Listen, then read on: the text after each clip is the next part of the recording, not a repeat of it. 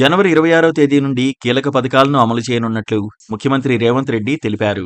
Rythu Bharosa, ration కార్డులు, ఇందిరమ్మ ఇళ్లు, ఇందిరమ్మ ఆత్మీయ భరోసా వంటి పథకాలను అమలు చేసేందుకు అధికారులు పటిష్ట చర్యలు చేపట్టాలని సీఎం ఆదేశించారు. ఈ క్రమంలోనే అన్ని పథకాల లబ్ధిదారుల ఎంపిక విషయంలో అధికారులు పారదర్శకత పాటించాలని సీఎం పేర్కొన్నారు. లబ్ధిదారుల వివరాలను గ్రామ సభల్లో వెల్లడించాలని స్పష్టం చేశారు. ఈ పథకాలన్నిటికీ లబ్ధిదారులను ఎంపిక చేసి ఆ వివరాలను గ్రామాల్లో, గ్రామ సభలు, మున్సిపాలిటీలు, కార్పొరేషన్లలో వార్డు, డివిజన్ సభలు నిర్వహించాలని ముఖ్యమంత్రి రేవంత్ రెడ్డి ఆదేశించారు. ఆ పథకాల కోసం అర్హుల వివరాలు, లబ్ధిదారుల జాబితాను ఆ సభల్లోనే ప్రకటించాలని తెలిపారు. ఈ నెల 15వ తేదీలోగా అన్ని పథకాల అమలుకు కావాల్సిన అన్ని ఏర్పాట్లు చేయాలని సూచించారు. జిల్లాలోని ఇన్ఛార్జి మంత్రుల నేపథ్యంలో అన్ని జిల్లాల్లో కలెక్టర్లు, నోడల్ అధికారులతో సమావేశాలు నిర్వహించాలని వెల్లడించారు. ఈ నెల 24వ తేదీలోగా గ్రామ సభలు పూర్తి చేయాలని ఆదేశించారు. ఇక రేషన్ కార్డుల విషయంలో కీలక విషయాలను సీఎం వెల్లడించారు. ఒక వ్యక్తికి ఒకే చోట రేషన్ కార్డు ఉండాలని, వేర్వేరు ప్రాంతాల్లో ఉండే విధానాన్ని తొలగించాలని పేర్కొన్నారు.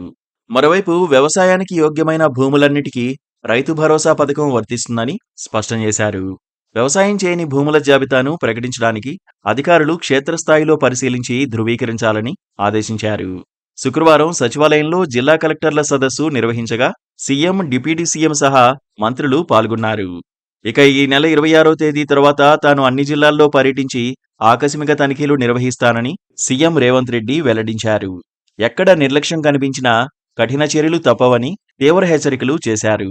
రైతు భరోసా, ఇందిరమ్మ ఇళ్లు, ఇందిరమ్మ ఆత్మీయ భరోసా, రేషన్ కార్డులు సహా అన్ని పథకాల అమలుకు సంబంధించి అన్ని అంశాలపై చర్చించారు. ఇక భారత రాజ్యాంగం అమల్లోకొచ్చి 75 ఏళ్లు పూర్తయినందున ఈ నెల 26వ తేదీన జరిగే గణతంత్ర వేడుకల రోజున ఈ 4 పథకాల అమలుకు కాంగ్రెస్ సర్కార్ శ్రీకారం చుట్టనుంది. ఇక గతంలో ఉన్న నిబంధనల ప్రకారమే కొత్త రేషన్ కార్డులు జారీ చేస్తామని సీఎం స్పష్టం చేశారు. ఒక వ్యక్తికి ఒకే చోట రేషన్ కార్డు ఉండాలని, వేర్వేరు ప్రాంతాల్లో ఉండే విధానాన్ని ముగించాలని పేర్కొన్నారు. రాబోయే రోజుల్లో వన్ రేషన్, వన్ స్టేట్ విధానాన్ని తీసుకురాబోతున్నట్లు చెప్పారు.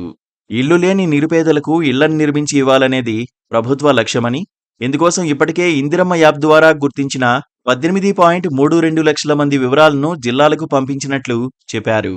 అందులో అత్యంత నిరుపేదలకు మొదటి ప్రాధాన్యత ఇవ్వాలని సూచించారు.